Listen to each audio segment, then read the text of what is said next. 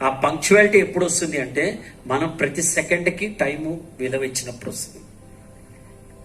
2 examples చెప్తా. Telugu cinema ఇండస్ట్రీకి ఎన్టీఆర్ ఏఎన్ఆర్ ఇద్దరు 2 కళ్ళ లాంటి వాళ్ళు కదా. వాళ్ళు ఎందుకు అన్నేళ్ళు 40 ఏళ్ళు 50 ఏళ్ళు అన్నన్ని సినిమాలు ఎందుకు చేశారంటానికి 2 ఎగ్జాంపుల్స్ చెప్తా నేను, నాతో జరిగినవి.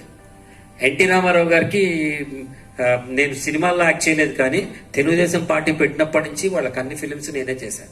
చంద్రబాబు నాయుడు గారు ఫోన్ చేసి ప్రదీప్ గారు ఆయన మాట్లాడేవాడు నాతోటి. అలా ఓ రోజు రాత్రి ఇట్లా 9:30 కాల్ చేశాడు మా ఇంటికి.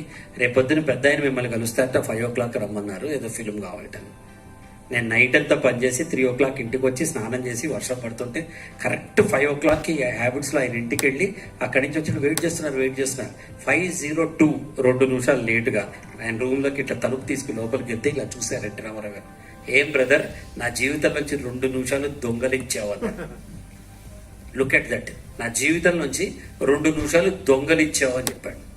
మన జేబులోంచి 200 దొంగలిచ్చినట్టు ఆయన విలువైన సమయాన్ని నేను 2 నిమిషాలు దొంగలిచ్చాడు. అప్పటి నుంచి అనుకున్న జీవితంలో ఇది కాదు అని. నెంబర్ 2 ఇన్సిడెంట్, అక్కినేని నాగేశ్వరరావు గారితో మట్టి మనుషుల సీరియల్ తీశాను. నేనే ప్రొడ్యూసర్ డైరెక్టర్ని 2000 సంవత్సరంలో. మేము రాజమండ్రి అవుట్డోర్ షూటింగ్ చేస్తున్నాం. పొద్దునే నా కడియన్ మార్కెట్ దగ్గర మార్నింగ్ 7 o'clock నుంచి 9 దాకా మాత్రమే పర్మిషన్ ఇచ్చారు. 150 మంది జూనియర్ ఆర్టిస్టులు, రోడ్డు పక్కన సీన్లు, అందులో సీరియల్కి చాలా పెద్ద బడ్జెట్.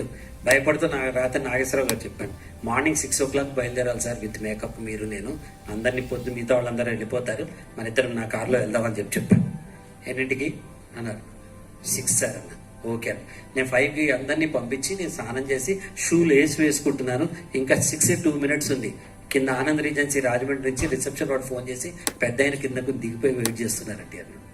6 o'clock 79 ఏళ్ల వయసు అప్పుడు నాగేశ్వరరావు గారికి మేకప్ వేసుకుని కాస్ట్యూమ్ వేసుకుని రిసెప్షన్లో ఒక్కడేలా మునిలో కూర్చుని ఉన్నాడు ఆయన. The value of time, the value of time గుర్తుపెట్టుకోండి. మనకి ఎవడైనా అరగంట టైం ఇస్తే అరగంటే మాట్లాడాలి, గంట టైం ఇస్తే గంటే మాట్లాడాలి, గంటన్నర టైం ఇస్తే గంటన్నర మాట్లాడాలి. ఎంత టైం ఉందో అంతే మాట్లాడాలి తప్ప మనకు అవతల వాడు వింటున్నాడు కదా అని మనం మాట్లాడుకోండి.